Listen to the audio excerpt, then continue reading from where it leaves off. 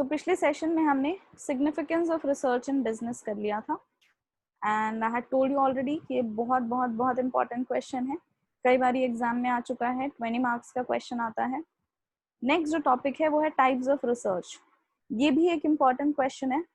Types of research के ऊपर आपको प्रॉपर फुल फ्लेजेड 20 मार्क्स का क्वेश्चन आ सकता है, या फिर टाइप्स ऑफ रिसर्च के अंदर जो वेरियस कैटेगरीज हैं और on the basis of types of research जो हैं उसके ऊपर भी क्वेश्चन आ सकता है। जैसे what are the various research methods used, ये जो आपको सिक्स्थ पॉइंट दिख रहा है, आपको शायद इसके ऊपर क्वेश्चन आ जाए। और जब ऐसे क्वेश्चन आए according to the research methods used, तो ये 10 मार्क्स का क्वेश्चन आएगा, because according to research method use there are 4 to 5 ways and this would be a 10 marks question. This has come in the examination also बहुत बारी, so आप इस topic को भी अच्छे से पढ़ लीजिएगा। सो रिसर्च जो है बहुत टाइप के होते हैं, डिपेंड करता है कि आप किस बेसिस पे उसको स्टडी करने जा रहे हैं। सो रिसर्च के types on the basis of these 8 categories हो सकता है। इसको हम वन बाय वन करेंगे। पहला है according to the branch of knowledge.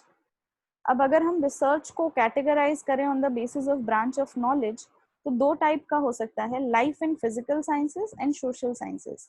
Life and physical sciences के अंदर रिसर्च जो है वो किया जाता है on all such subjects which are related to life and physical sciences, जैसे कि botany, zoology, physics, chemistry, biology, ये सारे लाइफ एंड फिजिकल साइंसेस में आते हैं। एस्ट्रोनॉमी। वेयर सोशल साइंसेस क्या होते हैं? History, political science, commerce, management, sociology, psychology, economics, public administration, all of this would come under social sciences. So branch of knowledge के basis पे broadly research 2 type का होता है, लाइफ एंड फिजिकल साइंसेस और social sciences. Difference क्या है इन दोनों में? डिफरेंस होता है इनके अप्रोच का। लाइफ एंड फिजिकल साइंसेस के जो रिसर्च होते हैं, इसके लिए जो रिसर्च मेथड यूज किया जाता है वो यूजुअली होता है एक्सपेरिमेंट्स का, ऑब्जर्वेशंस का। वेयर सोशल साइंसेस के अंदर जो रिसर्च होती हैं वो यूज करते हैं methods, research methods of survey, questionnaire, case study, sometimes observation also, है ना। सो रिसर्च मेथड्स क्या यूज हो रहे हैं, हाइपोथेसिस कैसे फॉर्म हो रहा है, वो दोनों में डिफर करता है। According to the nature of data, अगर हम रिसर्च को क्लासिफाई करें on the basis of nature of data, तो 2 टाइप के होते हैं research, quantitative research and qualitative research. Quantitative research होता है जब भी हमारे पास क्वांटम हो, हमारे पास मेजरमेंट किया जा सके रिसर्च के डेटा को, जब हम क्वांटिफाई कर सके किसी भी फेनोमेनन को, that's called as quantitative research. Whereas qualitative research होता है जब भी हम मेजरमेंट्स के बेसिस पे नहीं बल्कि ओपिनियंस के बेसिस पे, डिजायर्स के बेसिस पे, एट्रीब्यूट्स के बेसिस पे, बिहेवियर के बेसिस पे रिसर्च करते हैं, that is called as qualitative research. Commerce में, मैनेजमेंट में क्वालिटेटिव रिसर्च होता है अधिकतर। क्वांटिटेटिव रिसर्च भी होता है but in very few fields, जैसे अकाउंटेंसी में, या फिर आप क्वांटिटेटिव टेक्निक्स का कर रहे हैं रिसर्च, क्वांटिटेटिव टेक्निक्स के ऊपर कर रहे हैं, आप स्टॉक के ऊपर कर रहे हैं, तो आप क्वांटिटेटिव रिसर्च कर रहे होंगे। अदरवाइज अगर आप human resource, advertising, organizational theory and behaviour, marketing, इनमें से किसी भी चीज के ऊपर रिसर्च कर रहे हैं, तो that forms a part of qualitative research. Next is research on the basis of coverage. On the basis of coverage 2 type के रिसर्च होते हैं, मैक्रो रिसर्च और माइक्रो रिसर्च। मैक्रो रिसर्च, आप लोग मैक्रो और माइक्रो इकोनॉमिक्स पढ़ते आए होंगे तो आपको ये पता ही होगा। मैक्रो इकोनॉमिक्स जैसे होता था वैसे मैक्रो रिसर्च होता है। मैक्रो यानी एग्रीगेट, होल, है ना, और माइक्रो रिसर्च यानी किसी एक पर्टिकुलर छोटे से जगह का, छोटे से एंटरप्राइज का, फर्म का, इज कॉल्ड एज माइक्रो। जैसे अगर हम कॉमर्स में रिसर्च की बात करें और मेरा जो रिसर्च है वो है on the on let's say the advertising practices going on in the country. तो इंडिया में जो भी एडवर्टाइजिंग प्रैक्टिसेस हैं उसके ऊपर मेरा रिसर्च है, तो मैक्रो रिसर्च हो गया.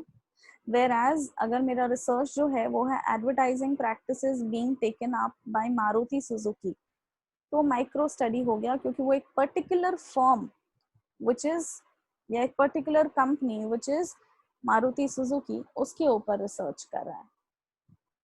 अकॉर्डिंग टू यूटिलिटी और एप्लीकेशन. अकॉर्डिंग टू यूटिलिटी और एप्लीकेशन का मतलब दो टाइप के रिसर्च होते हैं यहाँ पर, बेसिक रिसर्च और अप्लाइड रिसर्च. इसका मतलब आपको तब समझ में आएगा जब मैं दोनों को डिफाइन कर देती हूँ. बेसिक रिसर्च क्या होता है, जब भी मैं जनरली कोई रिसर्च कर रही हूँ, जैसे हम लोग एकेडमिया में ना यूजुअली ऐसा ही रिसर्च करते हैं, हमें पीएचडी करनी है, जॉब के लिए करनी है, या फिर अपने आगे डॉक्टर नाम लगवाना है इसलिए करनी है. और ऐसे केस में जब हम रिसर्च करने निकलते हैं तो वी चूज एनी टॉपिक. हम ना ज़्यादा उसका प्रैक्टिकलिटी से संबंध नहीं देखते कि मेरे इस रिसर्च का कितना फ़ायदा उठा पाएगी ये कंट्री या ये एजुकेशनल इंस्टीट्यूशन जिसके लिए भी मैं वो रिसर्च अंडरटेक कर रही हूँ, बट हम बस रिसर्च कर देते हैं, है ना. तो that is called a basic research. Basic research में हम थ्योरीज और कंक्लूजन्स और फैक्ट्स तो निकाल देते हैं, बट उसका कितना एप्लीकेशन होगा इनटू प्रैक्टिकल लाइफ ये पता नहीं. वेयर अप्लाइड रिसर्च जो होती है ये वो रिसर्च होती है जो जिस रिसर्च की शुरुआत ही की जाती है to take care of a problem, जिस रिसर्च की शुरुआत ही की जाती है because it is suppose to be used by somebody, है ना.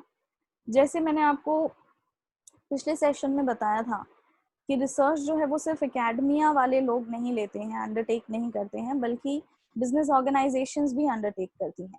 जैसे पिछले सेशन में मैंने आपको बताया था कि अगर आकाश को अपना एक हॉस्पिटल खोलना है, एक ब्रांच खोलना है, और वो अंडरटेक करता है कि उसको सिटी में खोलना है, टाउन में खोलना है, या फिर हाईवे पे खोलना है, और उसके लिए वो केपीएमजी या डेलॉइट को बोलता है कि आप हमारे लिए ये रिसर्च कर दीजिए and will pay you this much of amount.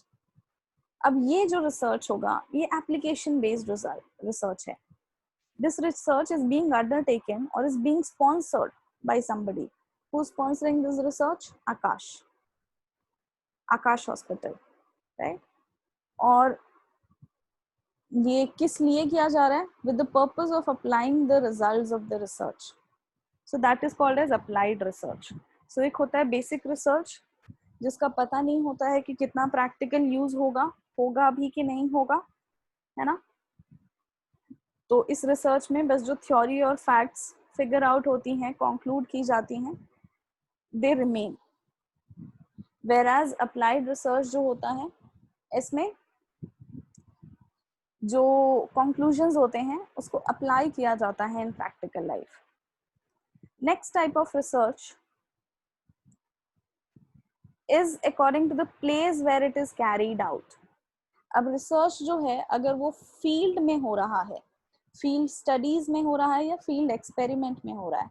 Field का मतलब जहां बाहर निकलकर सर्वे कलेक्ट करते हैं, जैसे कॉमर्स में मोस्ट ऑफ द टाइम, या फिर इकोनॉमिक्स में या आर्ट्स में आप फील्ड स्टडीज या फील्ड एक्सपेरिमेंट्स करते हैं, है ना.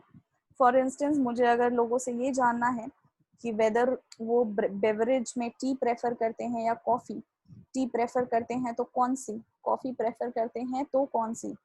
सो ऐसे केस में मुझे उनसे फील्ड में मतलब बाहर जाकर मुझे कॉफ़ी और टी ड्रिंक करने वाले लोगों से सर्वे करना होगा, है ना. उनके ऊपर उनका डेटा कलेक्ट करना होगा, उनके इंफॉर्मेशन को स्टडी करना होगा और उसके बेसिस पे अपने रिसर्च को कैरी फॉरवर्ड करना होगा. So that is called as field studies और फील्ड एक्सपेरिमेंट्स. लैबोरेटरी स्टडीज और लैबोरेटरी एक्सपेरिमेंट्स जो साइंस के बच्चे करते हैं, usually physics, chemistry, biology, zoology, botany के बच्चे करते हैं, जो कि एक लैब के अंदर बैठकर एक्सपेरिमेंट्स कर रहे होते हैं और उसके ऊपर उनका रिसर्च की फाइंडिंग्स डिपेंड करती हैं. एंड फाइनली लाइब्रेरी स्टडीज और डॉक्यूमेंट्री रिसर्च. ये जो लाइब्रेरी स्टडीज और डॉक्यूमेंट्री रिसर्च होती हैं, ये लिटरेचर रिव्यू के ऊपर किया जाता है। लिटरेचर रिव्यू यानी वो लिटरेचर जो पहले से लोगों ने लिख दिया है, वो रिसर्चेस जो पहले से लोगों ने कर दिया है, हम उनको स्टडी करके हम उन्हीं कुछ पेपर्स और उन्हीं कुछ रिसर्चेस के बेसिस पर एक कंक्लूजन निकालते हैं। मतलब यहाँ पर हम फ्रेश डेटा कलेक्ट नहीं कर रहे हैं, हम लैब में जाके ना एक्सपेरिमेंट कर रहे हैं, हम फील्ड में जाके ना कस्टमर से बात कर रहे हैं और कोई डेटा ला रहे हैं, बल्कि पहले से जिन जिन लोगों ने डेटा वेटा कलेक्ट करके कुछ रिसर्च किया हुआ है, हम उन्हीं के रिसर्च को आपस में स्टडी करके कुछ रिव्यू कर रहे हैं या कुछ कंक्लूजन या कुछ रिसर्च निकाल रहे हैं। That is called as library studies और documentary research. Next is according to the research methods used. अब ये मैंने आपको बोला था कि बहुत इंपॉर्टेंट है, आपको 10 मार्क्स का क्वेश्चन इसके ऊपर आता रहा है बहुत बारी। सो ये 6 तरीके हैं, ये 6 रिसर्च मेथड्स हैं जो यूज किए जाते हैं। इसके ऊपर आपको 10 मार्क्स का फुल फ्लेजेड क्वेश्चन आ सकता है।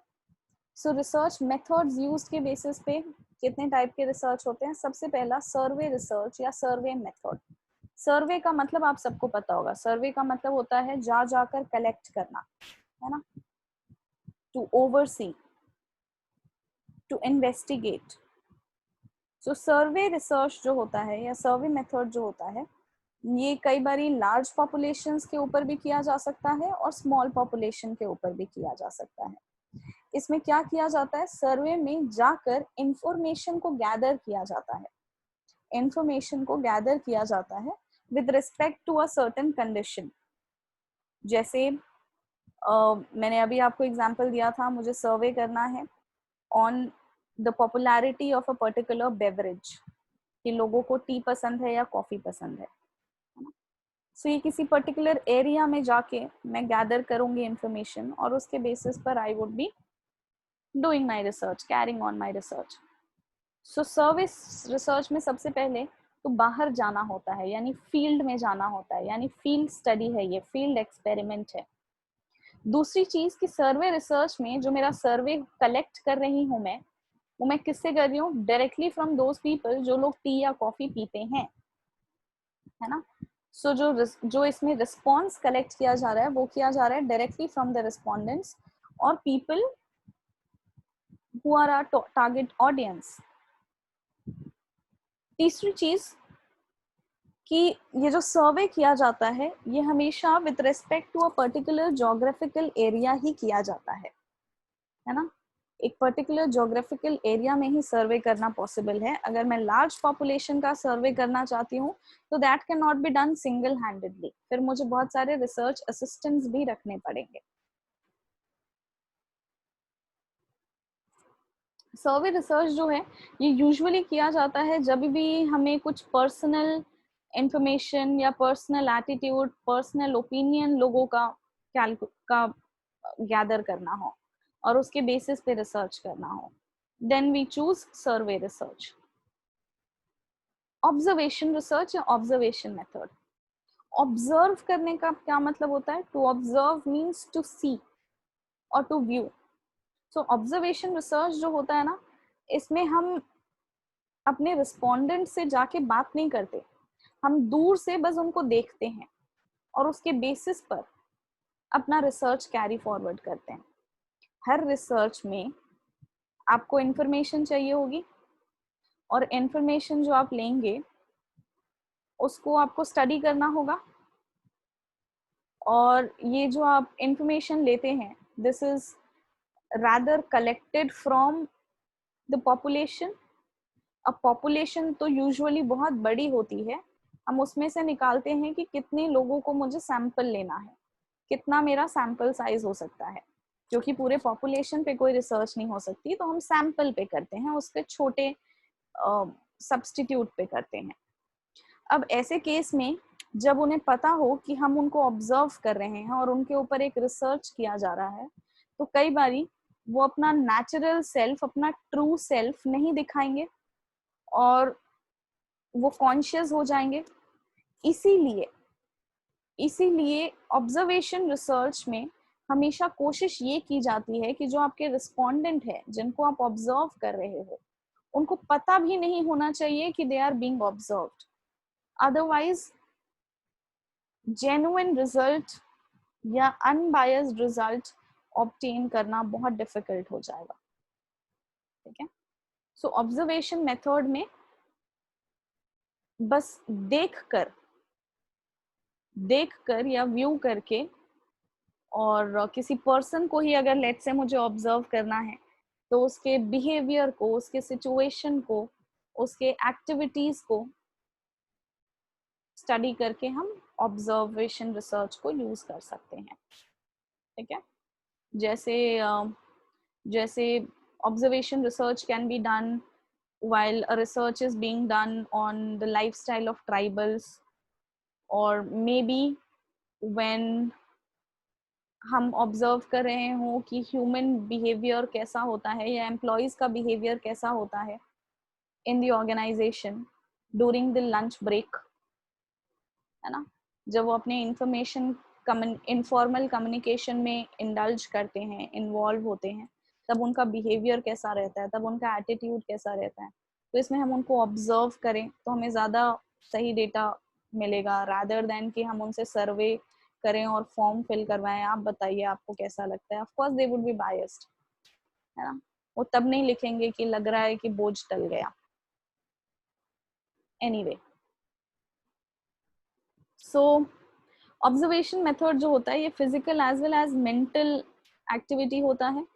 Physical activity as well as mental in what sense? Physical तो है ही क्योंकि आप देख रहे हैं, आप कॉन्टिन्यूसली देख रहे हैं और बहुत ज्यादा अलर्ट होके देखना पड़ता है। हो सकता है जब कोई एक बहुत इंपॉर्टेंट एटीट्यूड या बिहेवियर एग्जिबिट किया गया हो आपके रिस्पोंडेंट के द्वारा, तब आप वहां पे नहीं हो, तब आपका ध्यान भटका हो। सो देयरफॉर ऑब्जर्वेशन मेथड जो है या ऑब्जर्वेशन रिसर्च जो है ये बहुत बहुत डिफिकल्ट होता है, क्योंकि इसमें एक टक आपको हमेशा उनको ऑब्जर्व ही करते रहने पड़ता है, right.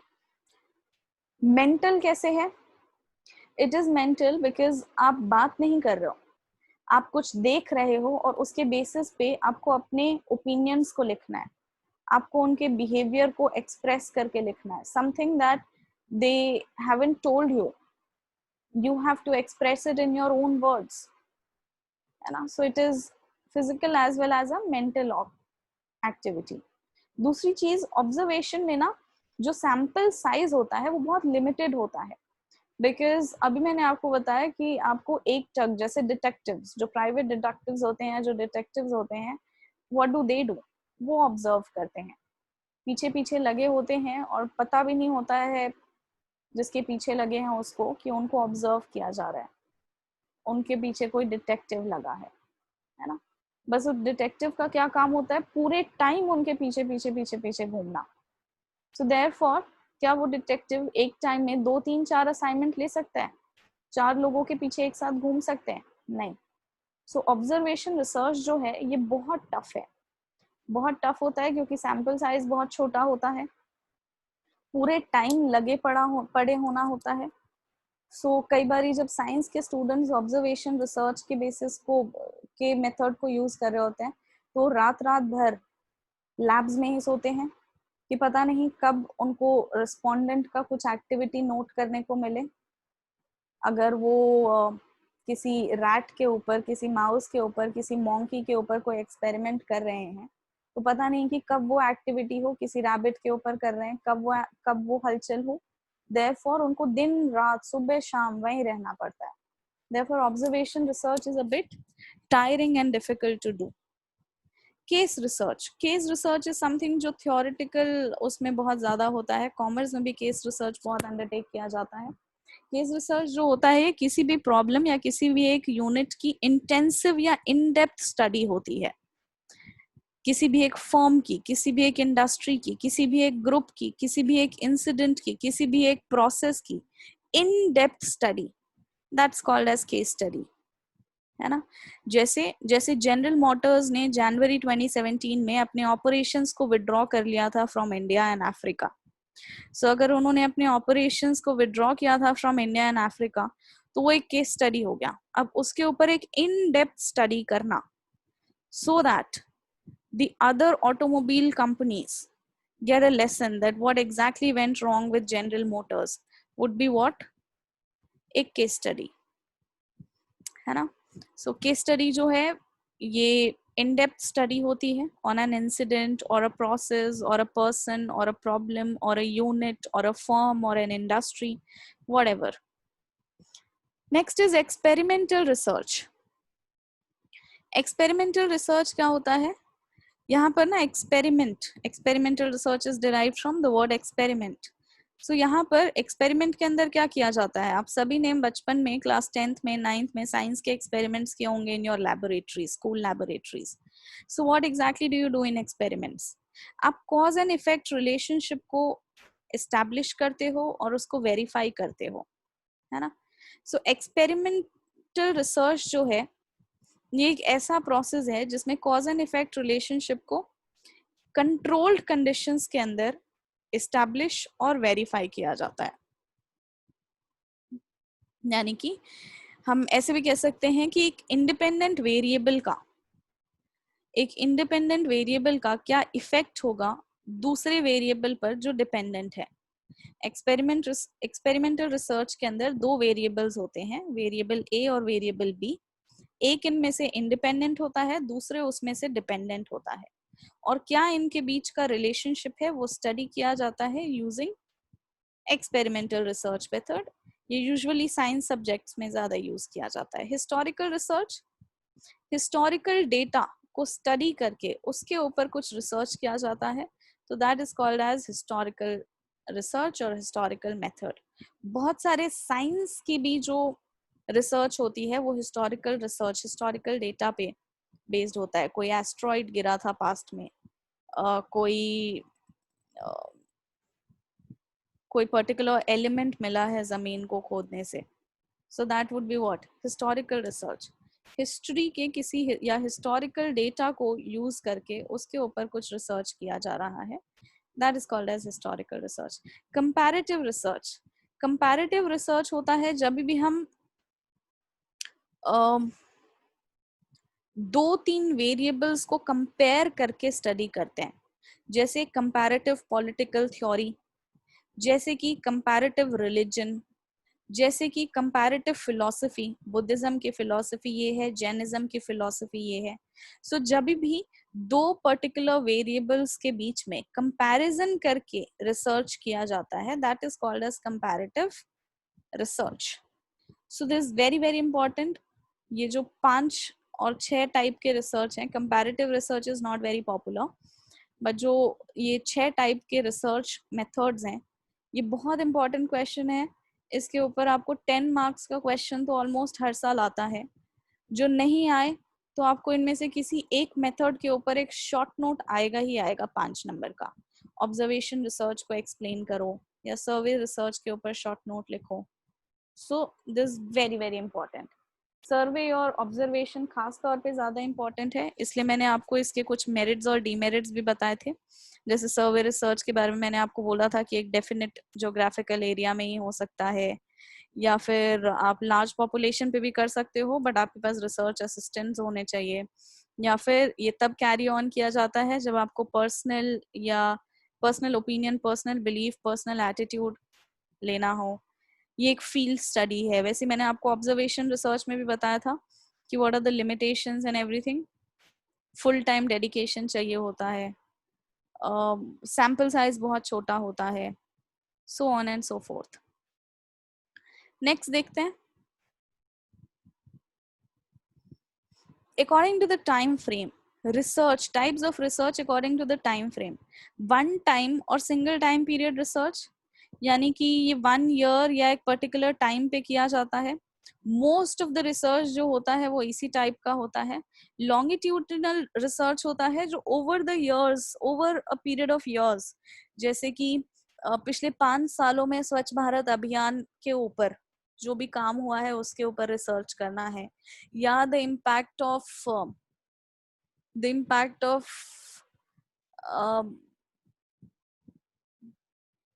let's say clean Ganga project in the last 10 years or in the last 5 years or in the last 7 years. That would be a longitudinal research. Next type of research is according to the purpose of study. Purpose of study जो है वो आपका descriptive भी हो सकता है. Descriptive study यानी कि जहाँ पे आपको डिस्क्राइब करना हो किसी पर्सन को, सिचुएशन को, एक इवेंट को या किसी एक यूनिट को. That's called as descriptive study. Analytical study होता है जब भी हमारे पास इंफॉर्मेशन ऑलरेडी अवेलेबल है और उस इंफॉर्मेशन को यूज करके, उस इंफॉर्मेशन को एनालाइज करके, स्टडी करके किसी एक कंक्लूजन तक पहुंचना है.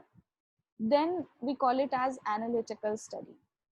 इवैल्यूएशन स्टडी, जब भी हमें एग्जामिन करना हो या इवैल्यूएट करना हो किसी एक पर्टिकुलर इवेंट के इम्पैक्ट को, that is called as evaluation study. जैसे अभी बहुत सारे रिसर्च हो रहे हैं कोविड के ऊपर. इकोनॉमिक्स के भी स्टूडेंट्स कर रहे हैं. Impact of covid on Indian economy और ऑन वर्ल्ड इकोनॉमी और ऑन ग्लोबल इकोनॉमी, है ना. या फिर हम कर रहे हैं impact of covid on the mental health of people. या हम पढ़ रहे हैं, लेट्स से हमारा रिसर्च जो है वो है impact of covid on the education system. Right? So if any such impact is being studied, then that is called as evaluation study. That kind of research is known as evaluation study. Exploratory study, नाम से पता चल रहा है किसी चीज को explore करना, शुरू से उस चीज को ढूंढना. That is called as exploratory study. एक किसी पर्टिकुलर सब्जेक्ट के बारे में जिसके बारे में बहुत कम जानकारी है या नहीं जानकारी है, उसके बारे में आपको शुरुआत से कोई खोज करनी है, तो वो कहलाता है एक्सप्लोरेटरी स्टडी. बिजनेस रिसर्च के अंदर कौन कौन से एरियाज कवर्ड हैं? शुरू में ही जब मैं आपको पिछले सेशन में सिग्निफिकेंस बता रही थी, significance of research in business, तभी मैंने आपको बताया था कि शायद ही कोई ऐसा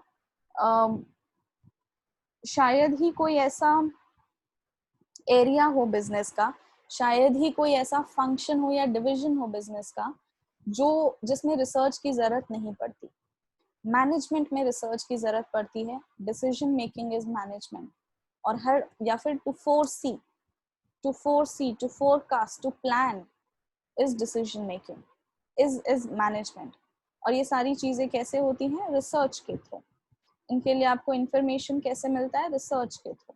प्रोडक्शन, क्या प्रोड्यूस करना है, क्या उसका फॉर्मुलेशन होगा, क्या उसकी केमिकल कंपाउंडिंग होगी, इसके लिए रिसर्च करने की जरूरत पड़ती है. पर्सनल, कॉमर्स के अंदर एक बहुत बड़ा फील्ड है ऑर्गेनाइजेशन थ्योरी एंड बिहेवियर या फिर ह्यूमन रिसोर्स एंड मैनेजमेंट, जो पूरा का पूरा लोगों के ऊपर है, उनके बिहेवियर के ऊपर है.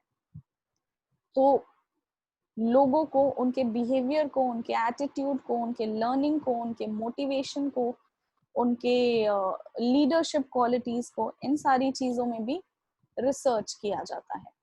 फाइनेंस के ऊपर इन डेप्थ रिसर्च है, अकाउंटिंग के ऊपर रिसर्च है, मार्केटिंग के ऊपर रिसर्च होता है. Business policy, what kind of policies will lead you to success. Business की कौन कौन सी पॉलिसीज हैं जो फ्लॉप हैं और कौन कौन सी पॉलिसीज हैं जो बहुत वांटिंग है, ये कहाँ से पता चलता है? रिसर्च के थ्रू. And then business history, case study अभी हमने किया था. केस स्टडी में यूजुअली बिजनेस हिस्ट्री को स्टडी किया जाता है. जैसे मैंने आपको एग्जांपल भी दिया था केस स्टडी के अंदर कि अगर जनरल मोटर्स ने, शेवरोले ने अपने ऑपरेशंस को विड्रॉ किया था इंडिया से जनवरी 2017 में, तो उसकी हिस्ट्री को, उसके केस को स्टडी करिए. And then there could be lot of information that could be available for use by other business organizations. Next, what are the difficulties in business research? business research के अंदर क्या क्या परेशानी, क्या क्या मुश्किलें आती हैं? सबसे पहले lack of scientific training.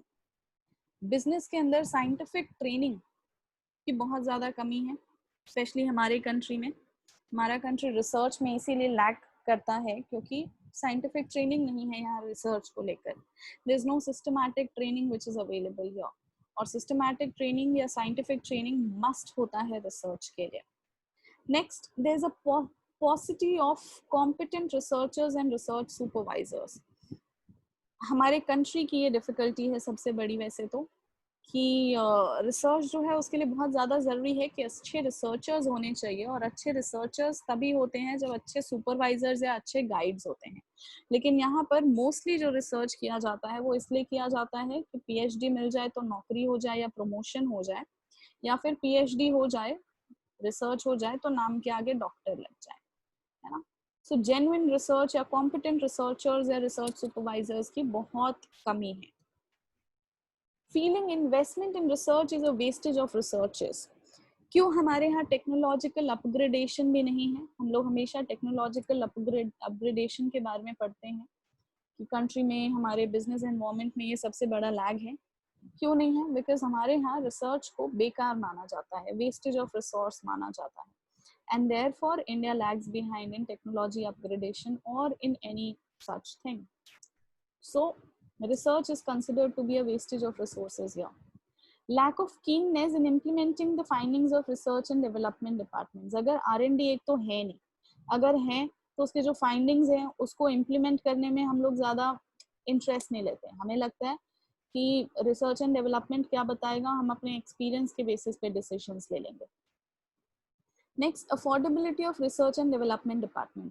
अब रिसर्च एंड डेवलपमेंट डिपार्टमेंट जो है ना, इसको सेटअप करने में बहुत ज़्यादा पैसा लगता है, बहुत ज़्यादा इन्वेस्टमेंट लगता है. प्लस ये कोई ऐसा डिपार्टमेंट भी नहीं है कि आज पैसा लगाए और कल आपको आउटपुट दे देगा. So it is not something which is affordable by small और मीडियम एंटरप्राइजेस. सिर्फ large enterprises he research and development department को रखना अफोर्ड भी कर पाती है. Feeling research does not have any useful purpose. बहुत सारे लोगों को ये लगता है कि रिसर्च का ना कोई यूजफुल पर्पस ही नहीं है, so there is no point of having research. Now this is what is a major difficulty. Insufficient interactions. Insufficient interactions, research and development department जो होता भी है ना, उनका इंटरैक्शन बहुत ज्यादा होता नहीं है विद द अदर डिपार्टमेंट्स और division, so that proper cooperation हो पाए. Secrecy of business information. So research and development, research का एक another difficulty ये है कि यहाँ पर बिजनेस इंफॉर्मेशन को इतना सीक्रेट रखा जाता है कि रिसर्च करना पॉसिबल ही नहीं है. रिसर्च करने के लिए क्या चाहिए? डेटा, इंफॉर्मेशन, और डेटा तब मिलेगा ना जब लोग देंगे. लेकिन यहाँ पर बिजनेस इंफॉर्मेशन को इतना सीक्रेट रखा जाता है कि डेटा ही नहीं देते कि रिसर्च हो सके. Overlapping research studies. एक ही टॉपिक के ऊपर बार बार रिसर्च हो रहा है, नए टॉपिक्स के ऊपर रिसर्च नहीं होता. डिफिकल्टी ऑफ फंड्स नहीं है. Research requires lot of funds. Research में, अच्छे रिसर्च में 4-5 साल लग जाते हैं. जो अपने लाइफ के 4-5 साल लगा रहे हैं रिसर्च में after doing masters, they of course need money, है ना. सो उनको, आपको स्कॉलरशिप देनी होती है, whereas the government has also stopped giving funds now. So funds नहीं है यहाँ पर. Poor library facilities eight many places. Research के लिए बहुत ज़्यादा ज़रूरी है स्टडी करना, और लाइब्रेरी फैसिलिटीज अच्छी नहीं है, स्टडी मटेरियल भी अवेलेबल नहीं है. Difficulty of inadequate computerisable and secretarial assistance. Computerise और सेक्रेटरियल असिस्टेंस नहीं है. Delayed publication of data. Data इतना देर पब्लिश होता है कि तब तक उस डेटा का मतलब ही खत्म हो चुका होता है. No code of conduct for the researchers. Researchers के लिए कोई code of conduct भी नहीं है. So that's another difficulty. So business research process को हम लोग